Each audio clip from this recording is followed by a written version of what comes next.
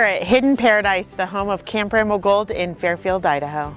Camp Rainbow Gold supports Idaho's children diagnosed with cancer and their families, and we do it through camp programs, a teen support group, college scholarship fund, and family events year-round. We just started hosting our camps here in 2022, and this is actually our first full summer where we have all 5 camps coming up, and we're actually opening up to other nonprofits. Hidden Paradise used to be Soldier Mountain Ranch and Resort. It was a country club. It was 18 holes of golf. And for unfortunate reasons, that did not pan out for them.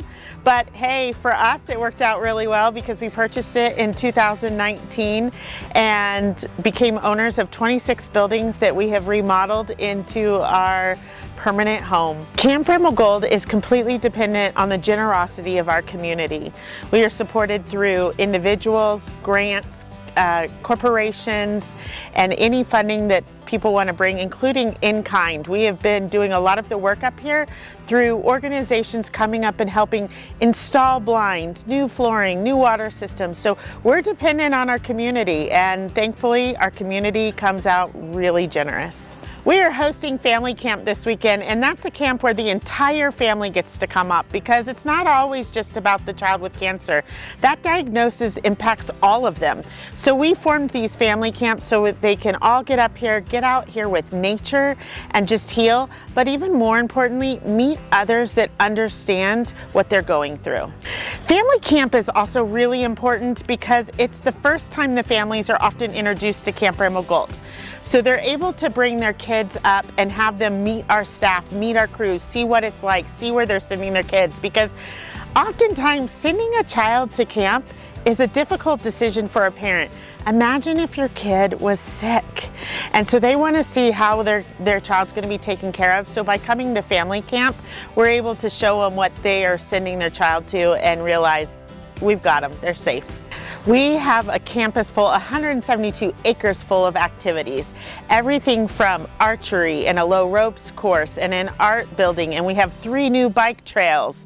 And we're hoping to we will build a sports court and a really accessible playground and eventually a climbing wall. And we have beautiful ponds with canoes and paddle boats. So lots of things to do up here. Not to mention just enjoy this beautiful nature that you can connect with. What's really magical about this place, obviously the kids, right? We're serving this young group of children fighting cancer that should never have to fight cancer. The siblings are having the challenges, the parents are heartbroken. But there's another magical piece about this organization and about Hidden Paradise and Camp Rainbow Gold that we don't talk about as often, and it's the volunteers. We utilize more than 400 volunteers every year to put on all of our programs. It's over 11,000 hours, and we couldn't do it without them. But to go a little bit deeper than that, when you really look around, our entire kitchen staff this year is volunteers. They're giving up their paid time off to come up to a camp and work in a hot kitchen just so the kids can have a good summer. We have volunteers that come up and that are our counselors. They're giving up their entire week of PTO to come give a good time to these kids. Another great part about our volunteers is that many of them started off as campers.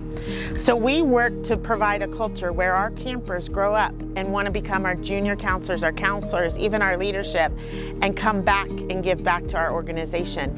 And it works, and it's happening. We even this year added 2 former campers to our board of directors, and we now even have a staff member that is one of our former campers. So I'm Bill Flanders. I'm Tawny Flanders. And we got involved with Camp Rainbow Gold because of our daughter, who was a camper.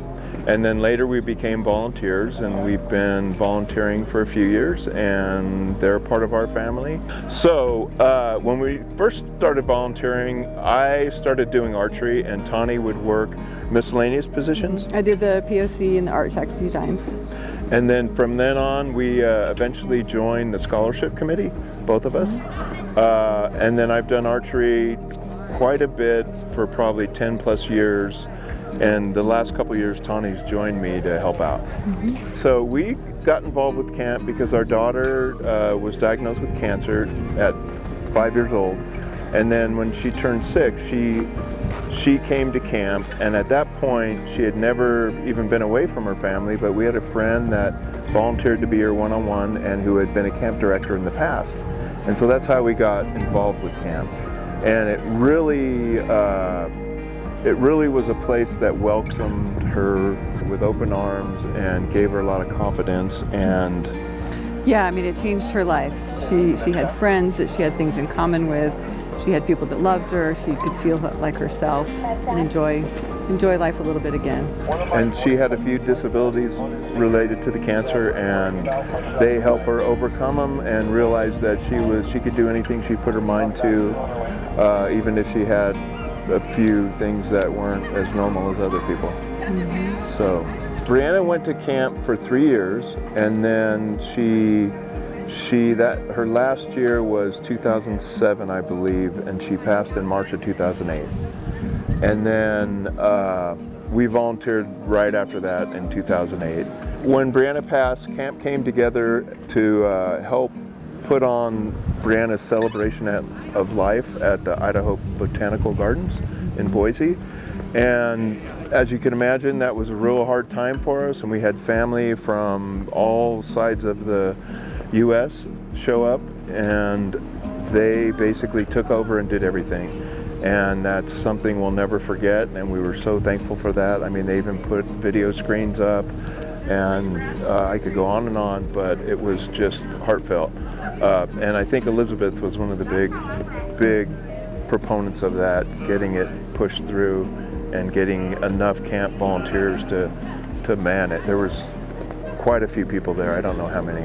It was but incredible. It was. It's something that's forever in our hearts that we'll never forget. You know, so for some of it, it's hard to break the tie.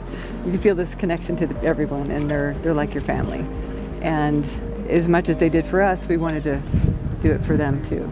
So it was nice. Yeah, and I just felt that we were given so much that I wanted to give back.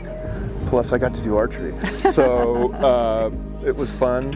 And I mean, we had volunteers come over to the house and visit Brianna when she was going through her illness, and in the hospital they'd come and sing to her and play guitar for her. So we just wanted to give back, and we're just committed.